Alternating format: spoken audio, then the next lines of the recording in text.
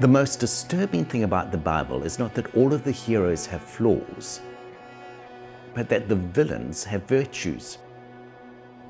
The Bible refuses to allow us to look into the eyes of another and see them either as unquestionably good or irredeemably evil. So it is when we think about ourselves. We are neither simply good nor simply bad, but we are a curious combination of both light and shadow. What we bring into the world has the capacity to illuminate the darkened corners of existence, but we must constantly contend with those parts of us that lean toward that darkness. This is our battle, our tension, our work.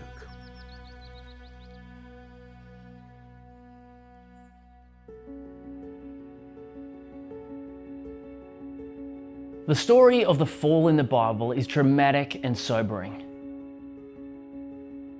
The hopefulness of order forged from chaos is plunged quickly into the disorder of chosen disobedience.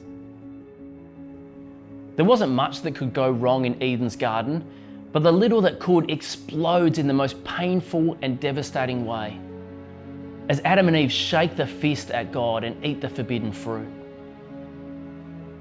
It's the first in a long series of rebellions. The child of the world's first parents turns out to be a murderer as he kills his brother Abel. Evil sweeps through the world so quickly that God sends a flood to halt its spread. In time, those who survive build a tower at Babel to boast of their achievements and to announce that they could reach heaven unaided. The people of the world are scattered far and wide. In this shadowy era, it's hard to find notes of hopefulness, but they are there. Adam and Eve leave Eden's garden protected by the clothes that God has made for them, a reminder that God's kindness is greater than ours. After Abel's murder, they have another son, Seth, who in turn has a son, Enosh. And Genesis 4:26 tells us that at this time, people began to call on the name of the Lord. The flood is followed by a rainbow. The Tower of Babel paves the way for the election of Israel to be a light to the nations. Each were unexpected rays of light in a season of shadows.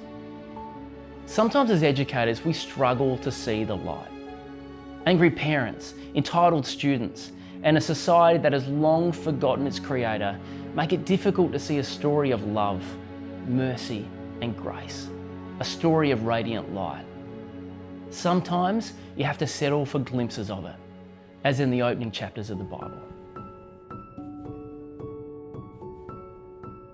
Recognizing our own capacity for destruction is as important as recognizing our capacity to bring light into the world. In the context of a classroom, this reality is often more pronounced. I wonder if you've ever had a student who just pushes all of your buttons, the one that brings the worst out of you. It's hard in those moments to hold yourself back from projecting all your own stress and worries and pain onto them. We don't always succeed at being calm and cool and collected, do we? But in the same way we have to be open and honest about the wonderful parts of us, we must also work hard to demonstrate to our students that our shadows, these things about us that have the capacity for causing pain and damage, are important things to reflect on and control. Helping students to break down the dualisms of good and bad within their own identity gives the opportunity for them to reflect on the fact that whilst they are created in the image of God, that image can sometimes reflect poorly. Developing this recognition and understanding is a critical part of integrating God's big story in our work. As educators, we help students to go on the journey of self-discovery. We all have stories that we tell ourselves, both consciously and subconsciously. A part of our role is to help our students recognise both the story they are telling themselves as well as the story that Jesus would tell about them, and then to walk with them toward enabling a different story in their lives. Now, some ways we can do this are by understanding how our sense of worth and value are shaped by messages we internalise from others, such as family, peers, teachers and media. or by developing self-awareness and acceptance of self as being good enough.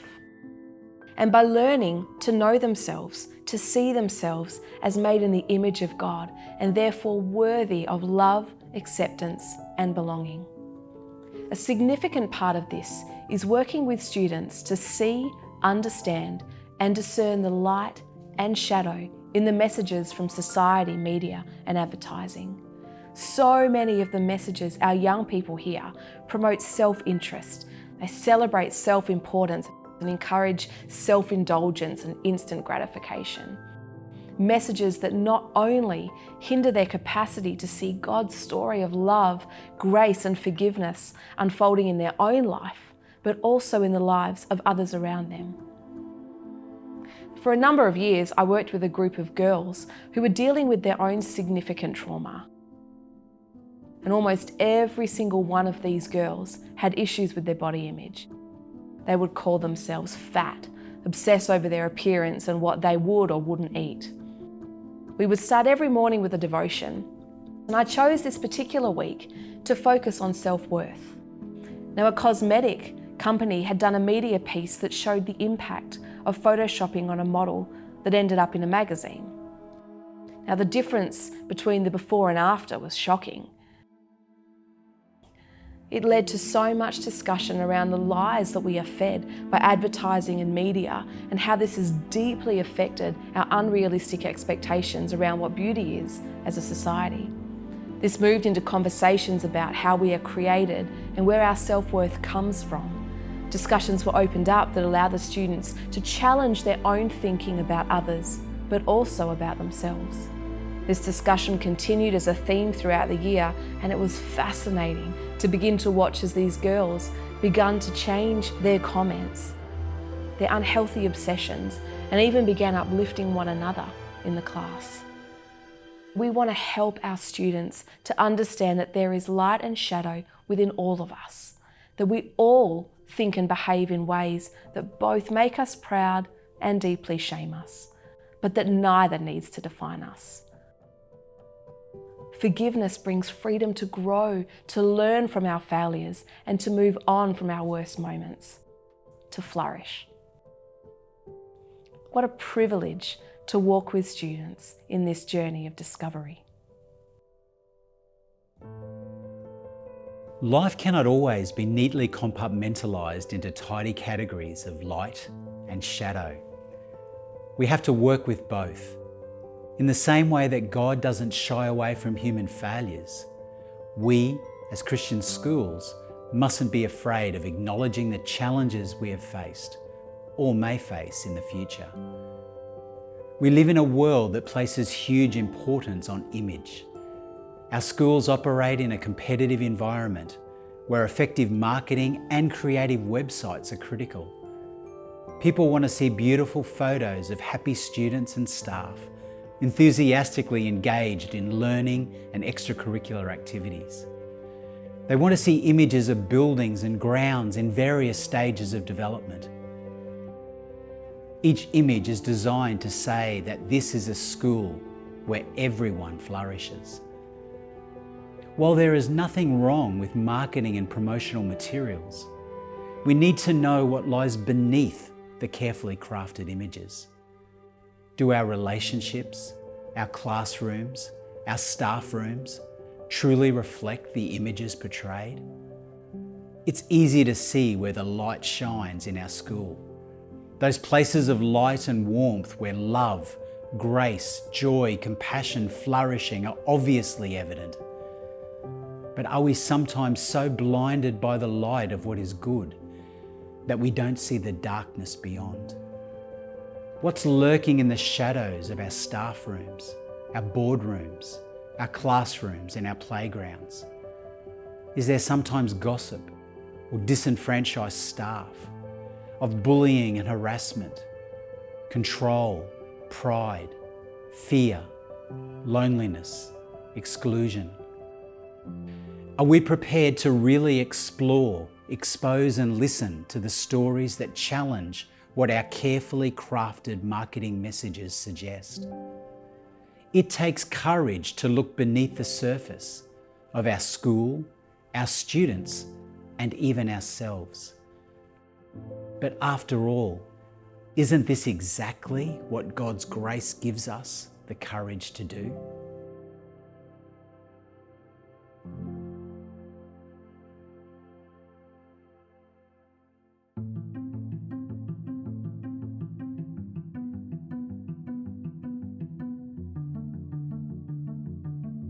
This tension between light and shadow is something all of us wrestle with each and every day.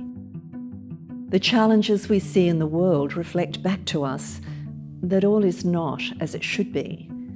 There is a brokenness all around us, and there is a brokenness within us. We see it reflected in inequality, in poverty, and injustice at all levels. Our world often feels in disarray because our hearts are in disarray. As educators, we help young people identify what is wrong in the world. Issues like poverty, human trafficking, violence are but examples of how humans have distorted God's purposes for the world. It's about recognising that what is wrong in the world is only felt so acutely because of how good it was all supposed to be. From a young age, students can learn about the systemic effects of poverty in the world, about the unequal distribution of wealth that leads to some having more than they know what to do with, and others not having enough to feed their families. Engaging students in conversations about the brokenness in the world helps to give them concrete examples of the impact of sin on human life, the environment, political and social systems. We need to encourage our students to question why some people have access to medical care and why others are left to die of an illness that is easily treated in other parts of the world. They should wrestle with issues of racism and inequality, questioning the motives that lead some people to exclude others. They should question why humans use the planet's resources in a way that is unsustainable, leading to widespread destruction and decay. Adopting this biblical perspective challenges students to confront the brokenness they see and position themselves to be partners with God in the building of His kingdom. Helping young people realise that the world is good but still reverberates from the effects of brokenness is an important part of teaching. Once students can identify the problems in the world, the shadows, our teaching can then take on a different shape. It can become the means by which students conceptualise a world that overcomes these various injustices. Once they see how God's purposes have been twisted to selfish ends, they can become part of the solution. They can begin to bring some order from the chaos of selfishness, light to the shadow of greed.